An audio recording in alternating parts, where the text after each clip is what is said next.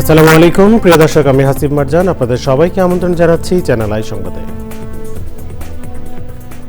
আর বিস্তারিত সংবাদের শুরুতেই জানিয়ে দিচ্ছি ফ্রেশ আটা, ময়দা, সুজি সংবাদ শিরোনামগুলো। ভোট গণনায় দেরি হওয়ার কথা বলে ষড়যন্ত্র চলছে বললেন তারেক রহমান। নারী সমাজকে অপমানকারীরা নিজেদের স্বার্থে ধর্মকে ব্যবহার করে মন্তব্য। ময়মনসিংহ ও কিশোরগঞ্জে যাচ্ছেন জামাত ইসলামের আমির ডাক্তার শফিকুর রহমান। নির্বাচনী জনসভা ঘিরে ব্যাপক প্রস্তুতি। নির্বাচনী সহিংসতা বিবেচনায় অবৈধ অস্ত্র উদ্ধার ও সীমান্তে নজরদারি বাড়াতে ইসির নির্দেশনা। গণভোট নিয়ে সরকারি কর্মকর্তা কর্মচারীরা প্রচার চালালে ব্যবস্থা। এবং ফরিদুর রেজা সাগরের বই বাংলা টেলিভিশনের 50 বছর নিয়ে পাঠ আলোচনা। তথ্য সমৃদ্ধ সুনিপুণ বর্ণনায় বাংলা টেলিভিশনের বিবর্তনের নানা অধ্যায়।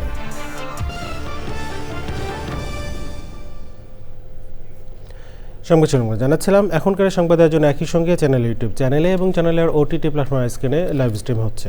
চলে যাচ্ছি বিস্তারিত সংবাদে। আর শুরুতেই থাকছে জাতীয় সংসদ নির্বাচন 2026 কাউন্টডাউন।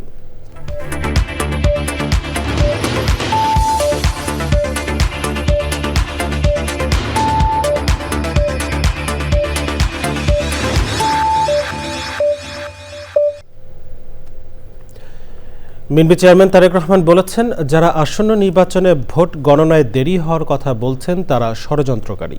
খুলনায় নির্বাচনী সমাবেশে তিনি বলেন, যারা নারীদের অসম্মান করে তারা নিজের স্বার্থে ধর্মের নামে ব্যবসা ও নানা ষড়যন্ত্র করছে।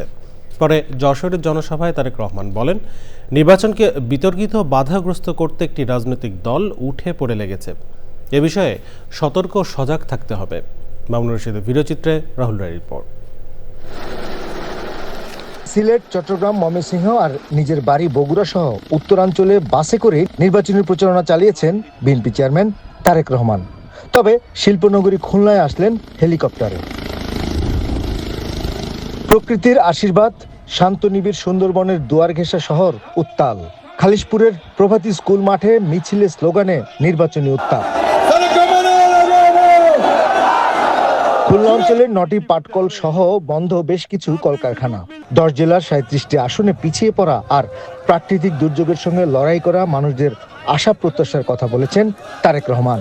বিএনপি আগামী 13 তারিখে সরকার গঠন করলে এই শিল্পনগরীকে আবার জীবিত শিল্পনগরীতে আমরা পরিণত করতে চাই, যাতে করে সেই সব শিল্পের মধ্যে শুধু পুরুষরাই নয়, সেই সব শিল্পের মধ্যে যাতে নারীদেরও কর্মসংস্থান হয়, সেভাবে আমরা এই অঞ্চলের শিল্পনগরীকে গড়ে তুলতে চাই। একটি রাজনৈতিক দল নারীদের অসম্মান করছে বলেও অভিযোগ করেন বিএনপি চেয়ারম্যান। নবী করিম সাল্লাল্লাহু আলাইহি সাল্লাম, ওনার যে স্ত্রী ছিলেন বিবি খাদিজাও ছিলেন একজন কর্মমুখী মহিলা। উনি ছিলেন একজন মহিলা ব্যবসায়ী। আজকে যেই দলটি, যাদের নেতা আজ বাংলাদেশের নারীদেরকে একটি খারাপ কিছুর সাথে তুলনা করেছে, তারা বলে তারা ইসলাম কায়েম করবে, কিন্তু নবী করিম সাল্লাল্লাহু আলাইহি ওয়াসাল্লামের স্ত্রী পর্যন্ত, উনিও পর্যন্ত একজন ব্যবসায়ী ছিলেন। তাহলে আজকে কোথায় গিয়ে দাঁড়ালো বাংলাদেশের নারী সমাজ? নির্বাচন নিয়ে সেই রাজনৈতিক দলই ষড়যন্ত্র করছে বলে অভিযোগ তারেক রহমানের। একটি মহল বলার চেষ্টা করছে এবার ভোট গণনাতে বলে অনেক সময় লাগবে। ষড়যন্ত্র কিন্তু আবার শুরু করেছে।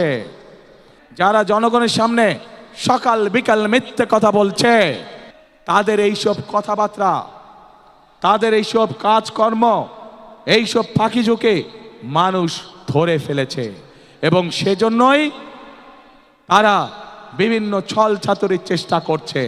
খুলনা, সাতক্ষীরা আর বাগেরহাটের 14 জন ধানের শীষের প্রার্থীদের পরিচয় করে দিয়ে তাদের জন্য ভোট চান তারেক রহমান। রূপসার পাড়ের শহরে আজ এই নদীর স্রোতের মতোই জনস্রোত। সুন্দরবন যেমন ধীরস্থির, শক্তিশালী আর ধৈর্যশীল, এই জনপদের মানুষও তেমনও। তারেক রহমানও রাষ্ট্র উন্নয়নের কথা বলে দক্ষিণাঞ্চলের মানুষের ভাগ্যোন্নয়নের কথা বললেন আর মনে করিয়ে দিলেন দরজায় কড়া নাড়ছে জাতীয় নির্বাচন। সেই নির্বাচনে মানুষের রায়ে জয়ী হয়ে তিনি তাদের পাশে থাকতে চান। খুলনা সমাবেশ শেষে হেলিকপ্টারে করে তারেক রহমান চলে যান যশোরে। শহরের বিরামপুর আদর্শ সরকারি প্রাথমিক বিদ্যালয়ের মাঠে নির্বাচনী জনসভায় বক্তব্য রাখেন বিএনপি চেয়ারম্যান। আজ আমাদেরকে সতর্ক হতে হবে, আমাদেরকে সজাগ হতে হবে, চোখ কান খোলা রাখতে হবে যে ওইসব ষড়যন্ত্রীরা কোথায় কোথায় ষড়যন্ত্রের ওত পেতে বসে আছে। যেখানে ওত পেতে বসে থাকবে সেখানে আপনাকেও আপনার মতন করে জনগণকে সাথে নিয়ে ব্যবস্থা গড়ে তুলতে হবে, যাতে করে তাদের ষড়যন্ত্র কোনোভাবেই ফায়দা না পায়। সাধারণ মানুষকে তারেক রহমান আশ্বস্ত করেছেন, মানুষের ভোটে ক্ষমতায় গেলে নিজের দেয়া প্রতিশ্রুতি পূরণে শতভাগ চেষ্টা করবেন। রাহুল রায়, চ্যানেল আই। নির্বাচনের প্রচারে কিশোরগঞ্জ ও ময়মনসিংহ সফরে যাচ্ছেন জামাত ইসলামের আমির ডক্টর শফিকুর রহমান। শহরের সার্কিট হাউস ময়দানে নির্বাচনী জনসভায় বক্তব্য দেবেন তিনি। এর আগে কিশোরগঞ্জে জনসভায় বক্তব্য দেবেন জামায়াত আমির। তার সফর নিয়ে জানতে আক্তার হোসেনের কাছে যাচ্ছে, তিনি ময়মনসিংহ সার্কিট হাউস ময়দানে রয়েছেন। আক্তার, জামায়াত আমির এখন কোথায় রয়েছেন? আজ সারাদিন কি কি কর্মসূচি রয়েছে আপনার কাছে জানতে চাই।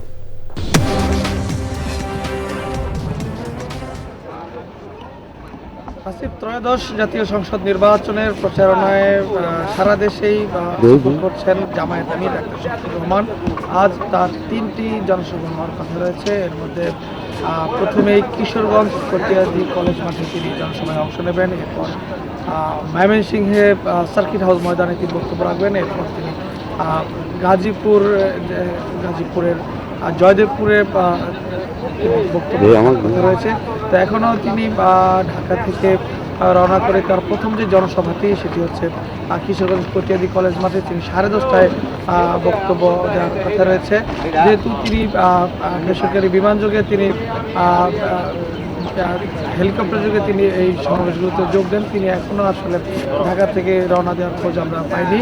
তবে আমরা দেখছি যে কিশোরগঞ্জ কটিয়াদি কলেজ মাঠে ইতিমধ্যেই কিন্তু জামায়াত ইসলামী নেতাকর্মীদের পদচারণায় মুখর হয়েছে। সকাল থেকে নেতাকর্মীরা তারা সেখানে মিছিল স্লোগান দিয়ে সেই সমাবেশস্থলে তারা আসছেন, জনসভা স্থলে। কিশোরগঞ্জের 6টি সংসদীয় আসন রয়েছে, সেখানে দাঁড়িপাল্লার প্রতীকে ভোট চাওয়ার পাশাপাশি সেই 6টি বা 11 দলীয় জোটের সমর্থিত এবং জামায়াত মনোনীত প্রার্থীদের 6টি আসনের প্রার্থীদেরও তিনি পরিচয় করিয়ে দেবেন। 10:30টায় সেখানে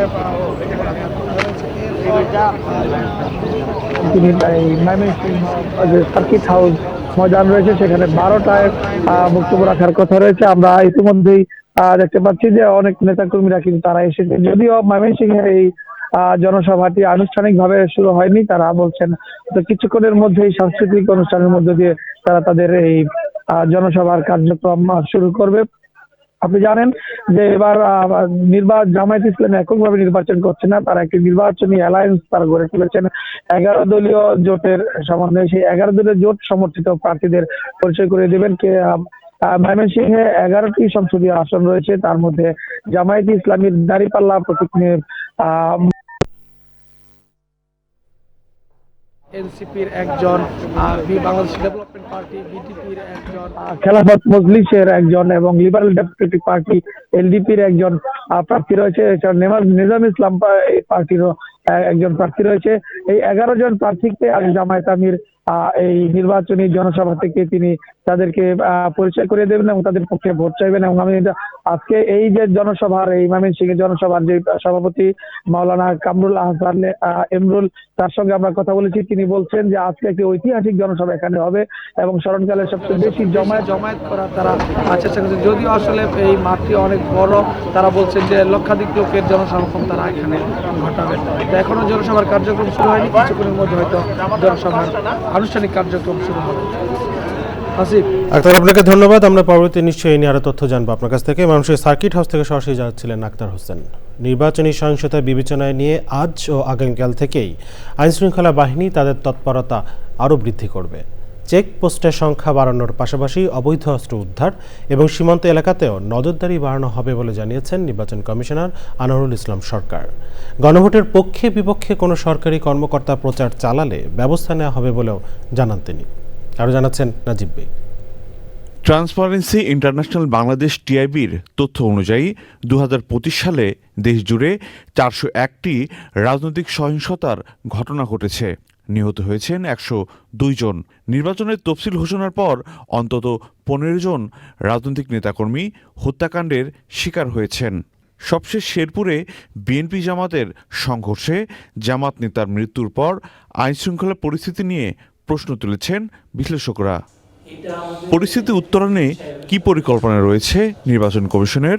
বিভিন্ন এলাকায় এই শান্তি শৃঙ্খলা রক্ষার্থে স্ট্রাইকিং ফোর্স নামবেন, তাদের মুভমেন্ট আরও ভিজিবল হবে এবং চেকপোস্ট, যানবাহন চেক, তারপরে কি বলে যে বর্ডার এরিয়া, অস্ত্র উদ্ধার, এগুলো আরও দৃশ্যমান হবে কালকে পরশু থেকেই।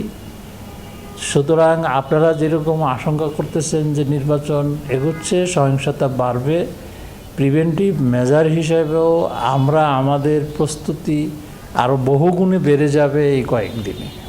গণভোটের বিষয়ে প্রচার করতে পারবেন না সরকারি কর্মকর্তারা। সম্প্রতি এ বিষয়ে পরিপত্র জারি করেছে নির্বাচন কমিশন।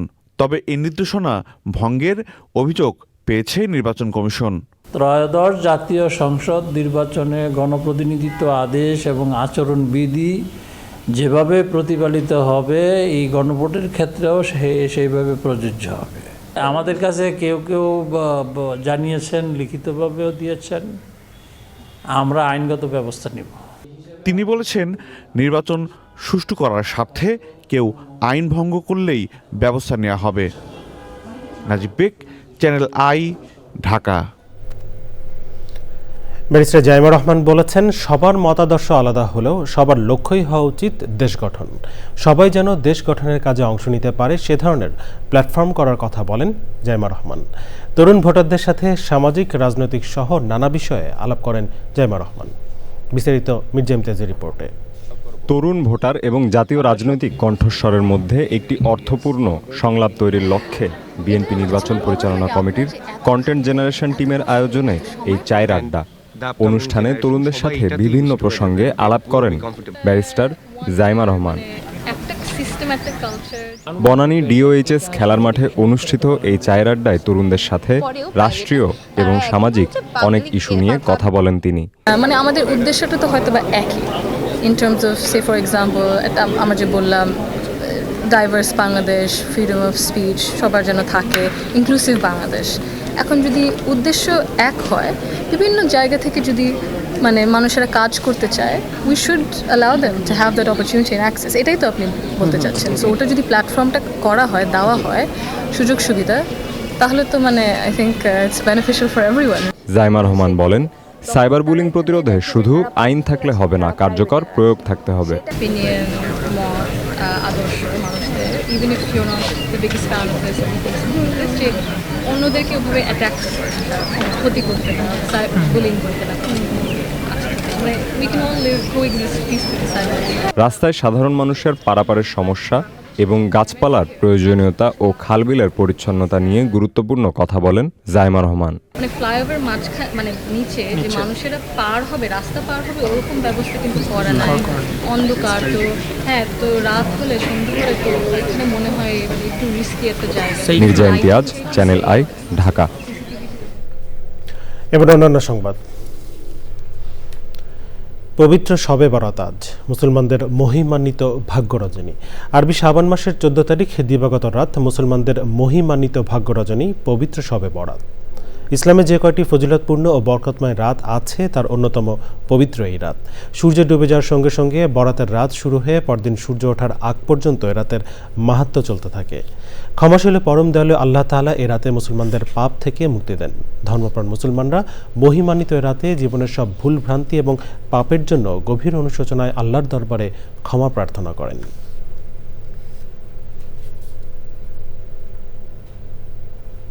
এবারে ভাষার মাস ফেব্রুয়ারি প্রসঙ্গ।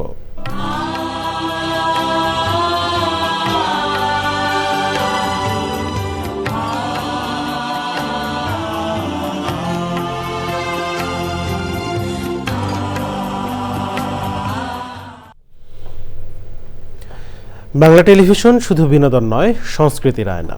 নাটকের সংলাপে উঠে আসে সমাজ, চরিত্রের ভেতর দিয়ে দেখা যায় সময়। গত 50 বছর ধরে বাংলা টেলিভিশনের বিবর্তনের নানা ধাপ আর গল্প উঠে এসেছে বাংলা টেলিভিশনের 50 বছর বইটিতে। পাঠ আলোচনায় উঠে আসে স্মৃতিচারণও। আরও জানাচ্ছেন মিথিলা নাসরিন। একটি পর্দা, কিছু আলো, কিছু শব্দ নিয়ে শুরু হওয়া একটি স্বপ্নের যাত্রা বাংলা টেলিভিশন। 50 বছর আগে যে পর্দা প্রথম আলো জ্বালিয়েছিল বাঙালির ঘরে, আজও সেই পর্দাই বলে চলেছে আমাদের গল্প। টেলিভিশন ব্যক্তিত্ব ফরিদুর রেজা সাগরের লেখা বাংলা টেলিভিশনের 50 বছর পাঠ আলোচনায় বক্তারা বলেন, বইটি শুধু জ্ঞান বিনিময় নয়, অভিজ্ঞতা বিনিময়ও অনন্য। বাংলা টেলিভিশনের 50 বছর, তার আগে এটা তো 2014, তার আগে 2011-তে উনি আরেকটা বই লিখেছিলেন, টেলিভিশন আরেক জীবন। এই যে সাগরের পুরো জীবনটাই যে টেলিভিশনকে কেন্দ্র করে, শুধু টেলিভিশনে অনুষ্ঠান নির্মাণ বা টেলিভিশনে পাণ্ডুলিপি রচনা এর ভিতরেই সীমাবদ্ধ ছিল না। তিনি চেষ্টা করতেন যে এই টেলিভিশন নিয়ে আর কি করা যায়, টেলিভিশন নিয়ে আর কি করা যায়। এরপরেই তিনি টেলিভিশন নিয়ে, তিনি তো একটা ভালো লেখক, আপনারা জানেন যে শিশু সাহিত্যিক, এবং তিনি টেলিভিশন নিয়ে তিনি বেশ কিছু রচনা লিখতে থাকেন এবং তার প্রচুর গ্রন্থ, প্রায় 50-এর উপর গ্রন্থ আছে, ছবিও হয়েছে সাগরের স্ক্রিপ্ট থেকে, পাণ্ডুলিপি থেকে। ফরিদুর রেজা সাগরের বই বাংলা টেলিভিশনের 50 বছর। এটা কি ফরিদুর রেজা সাগরকে খুশি করার জন্য অথবা চ্যানেলকে খুশি করার জন্য? খুব বড় প্রশ্ন উঠতে পারে। আধুনিক তাই নয়। ফরিদুর রেজা সাগর চ্যানেল আই এবং ইমপ্রেস সহ অনেক ব্যবসার সঙ্গে জড়িত, অনেক কিছু। ওনার তো দিল্লি দেয়নি যে ওনাকে একটা বই লিখতে হবে বাংলা টেলিভিশনের 50 বছর, আরো অনেক কিছু লিখেছে। এটা একটা মিডিয়ার প্রতি একটা ভালোবাসা, যেটাকে ইংরেজিতে বলে প্যাশন, সেটা না থাকলে এই লেখাটার জন্য এত বড় বই এবং শ্রম দিয়ে লেখা এটা সম্ভব না। উনি নাটক বানান, উনি নাটক লেখেন, উনি গান লেখেন, উনি বিজ্ঞাপন চিত্র বানান, উনি ম্যাগাজিন অনুষ্ঠান করেন। আমি একজন যদি সিনেমা পড়ুয়ার হই, তাহলে কি আমি শুধু সিনেমাই বানাবো? সিনেমার সঙ্গে যা কিছু সব কিছু বানাবো। এই বইটা যদি আমার কিশোরকালে আসতো, তাহলে আমি জীবনটা বলতে চাইতাম। সমাজ ও মানুষের উপর ভূমিকা রাখতে বইটি অনন্য বলেও তুলে ধরেন বক্তারা। কখনোই আপনাদের পরিশ্রম বৃথা যাবে না। এই যে 50 বছর বইটা লিখেছে, হঠাৎ করে মনে করলো আমার 50 বছর হয়ে গেছে, একদম সেম টাইম এই বইটা লেখা হয়েছে। তো এইভাবে মিল হয়ে যায়, আমরা কখনোই অতীত ভুলতে পারি না। অনুষ্ঠানের সার্বিক আয়োজনে ছিল স্ট্যামফোর্ড ইউনিভার্সিটির ফিল্ম অ্যান্ড মিডিয়া বিভাগ। Mithila Nasrin, channel I, Dhaka. ভারতের পণ্যের ওপর থেকে 25% শুল্ক কমিয়ে 18% করেছেন মার্কিন প্রেসিডেন্ট ডোনাল্ড ট্রাম্প। ভারতের সাথে যুক্তরাষ্ট্রের একটি বাণিজ্য চুক্তি হওয়ার সম্ভাবনা দেখা দেওয়ার পরই এ ঘোষণা দেন ট্রাম্প। ট্রুথ সোশ্যালে একটি পোস্টে ট্রাম্প বলেছেন, রাশিয়ার তেল কেনা বন্ধ করবে ভারত। রাশিয়া থেকে তেল কেনা বন্ধ করলে দিল্লির ওপর আরোপিত অতিরিক্ত 25% শুল্ক জরিমানা প্রত্যাহার করা হবে। ভারত এবং ইউরোপীয় ইউনিয়নের মধ্যে একটি ঐতিহাসিক বাণিজ্য চুক্তি হওয়ার এক সপ্তাহেরও কম সময়ের মধ্যে এই ঘোষণা দিয়েছে white house. Modi social media এক্সে বলেছেন, তিনি আনন্দিত যে মার্কিন যুক্তরাষ্ট্রের সাথে একটি চুক্তি হতে যাচ্ছে। এবারে রয়েছে নিটল টাটা কৃষি সংবাদ।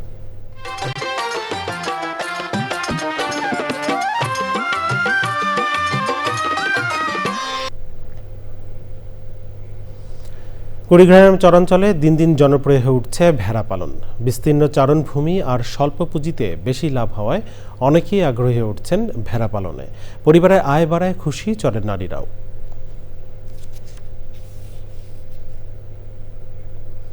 এখন দেখবেন প্রকৃতি সংবাদ।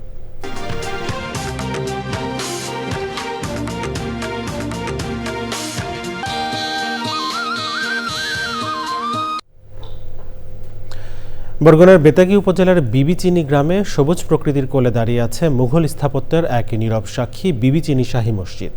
ইট পাথরের স্তব্ধতা ছাপিয়ে এখানকার ইতিহাস প্রতিধ্বনিত শত শত বছরের প্রার্থনাতে। বিশ্বাস আর স্থাপত্যের অন্য মেলবন্ধনের বার্তা নিয়ে আজও দাঁড়িয়ে আছে এই মসজিদ। সংবাদ শেষ করবো, তবে যাওয়ার আগে ফ্রেশ আটা ময়দা সুজি সংবাদ শিরোনামগুলো জানিয়ে দিচ্ছি আরও একবার। ভোট গণনায় দেরি হওয়ার কথা বলে ষড়যন্ত্র চলছে বললেন তারেক রহমান। নারী সমাজকে অপমানকারীরা নিজেদের স্বার্থে ধর্মকে ব্যবহার করে মন্তব্য। ময়মনসিংহ কিশোরগঞ্জে যাচ্ছেন জামাত ইসলামের আমির ডক্টর শফিকুর রহমান। নির্বাচনী জনসভা ঘিরে ব্যাপক প্রস্তুতি। নির্বাচনী সহিংসতা বিবেচনায় অবৈধ অস্ত্র উদ্ধার ও সীমান্তে নজরদারি বাড়াতে ইসির নির্দেশনা। গণভোট নিয়ে সরকারি কর্মকর্তা কর্মচারীরা প্রচার চালালে ব্যবস্থা। এবং ফরিদুর রাজা সাগরের বই বাংলা টেলিভিশনের 50 বছর নিয়ে পাঠ আলোচনা। তথ্য সমৃদ্ধ সুনিপুণ বর্ণনায় বাংলা টেলিভিশনের বিবর্তনের নানা অধ্যায়।